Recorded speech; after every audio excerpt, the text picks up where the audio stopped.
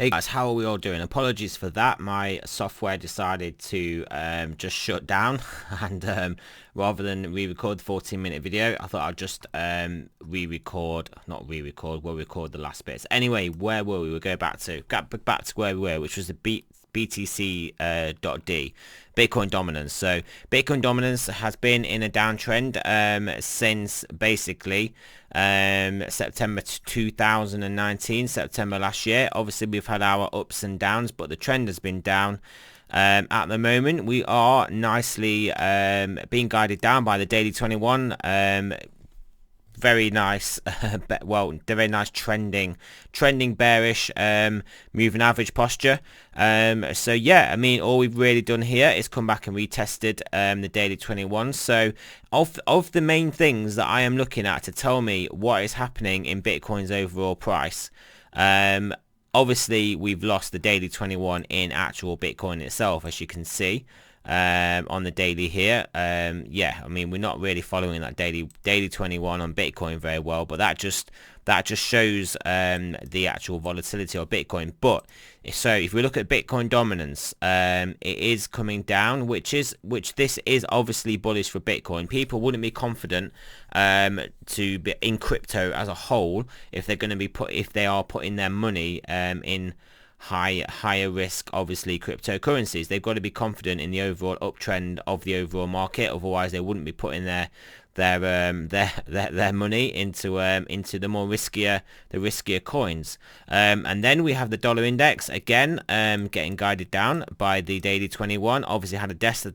test of the daily 21 in what looks like a large bear flag stroke descending triangle. We then have, well, we look at Nasdaq, as Nasdaq is the leader for the stock markets. We have the Nasdaq in a nice uptrend, getting caught by the daily 21 with a nice well, bought up candle. So a relatively bullish looking candle here, as long as we start trading above it.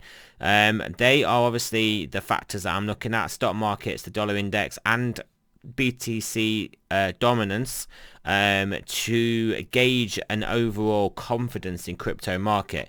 Because even if Bitcoin was going up but the dominance was going up and people are coming out of alts, that would kind of suggest money's coming out of alts into Bitcoin, pushing Bitcoin up, pushing alts down relative, and then that money then will come out of Bitcoin because people then aren't as confident in the overall crypto market, so they want to be in the biggest, most liquid, easy to get out of coin. So those three metrics tell me that the Bitcoin run is not over, that we are actually just experiencing, like I'm saying, this. I mean, if we look at the 2-day candle, guys, the 2-week candle, which obviously is going to take a while for this to play out, we are basically just getting weakness off this nice, I say this nice, I mean, it's nice how it's played out technically.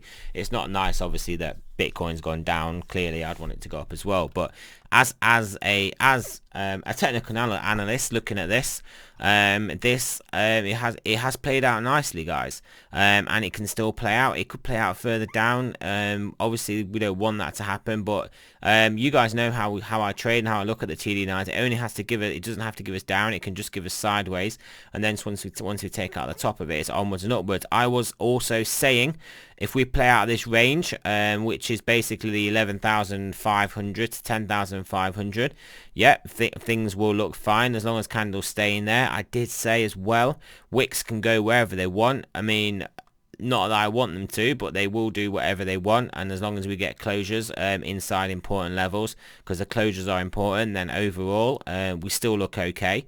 And then as of the moment, we do still look okay. Obviously we are a lot closer to not looking okay than we were previously. Obviously the dollar index is pushing up, so it's closer to breaking out to the top side than it was.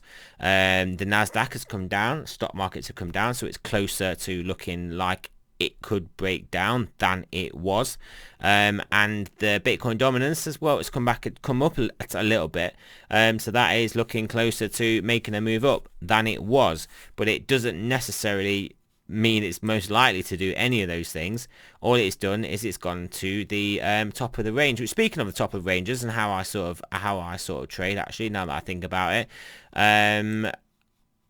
here's the indicator that you guys can get free from the website.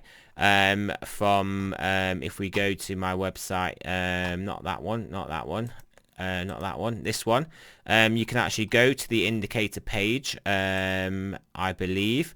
It's on here somewhere. Maybe I've got to refresh it. I think it's been updated. It's been updated today. Yeah, so you can request access to the indicator, which is free for a period of time, and it will take you through to a page where you basically put in your details here.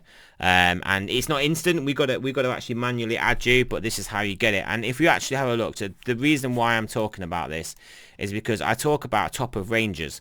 So this indicator, it shows you the ranges, and when you get to the top of the ranges, that's when you want to look for the moves down. And then and as you can see, this is just it on the Bitcoin dominance. If we have a look at it on BTC, we'll just have a look on the Bitmex one.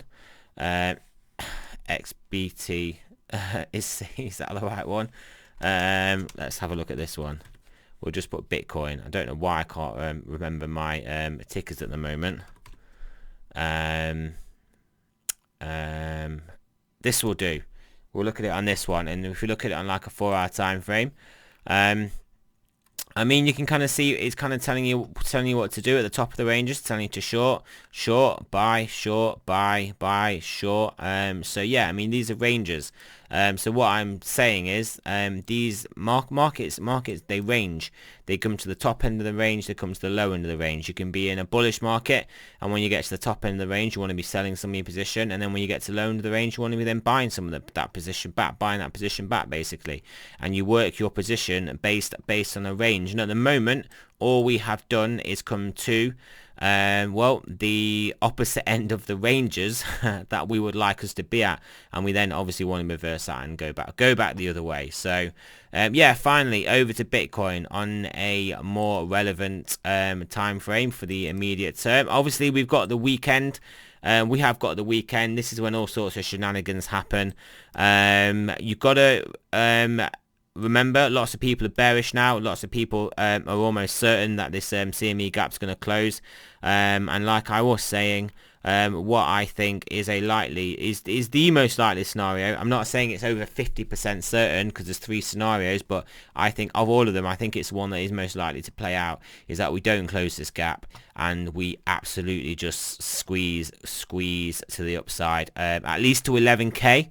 Initially, and then we have got to decide at 11k, well, are we going to play out a range? Are we going to play out a range between 11k and 11k and 10.5? It's not really much of a range in the context of volatility. Or are we going to break through 11k and then look to make what would be a nice range of 11,500 to 10,500, and that would be a good range for Bitcoin to sort of form sort of a new base in this area here, price action in this zone, to then look to try and break up, maybe form a new sort of ascending triangle, with this being the low, maybe some moves up, then lows around here, moves up and lows, and that could be how it's gonna play out. And I would actually think that potentially is how this is going to play out, because like I said, I'm never going to be trying to call the tops and call the top bottoms of macro moves. So the dollar is macro bearish, the stock market is macro bullish, well, Bitcoin is macro bullish for the time being, and the Bitcoin dominance is macro bearish. So I'm not going to call those things to all of a sudden change. This is just going to be one of those points in time where we're testing the low end of the ranges. So that is it, guys. So yeah, to answer the question, do I think the Bitcoin bull run is over? No.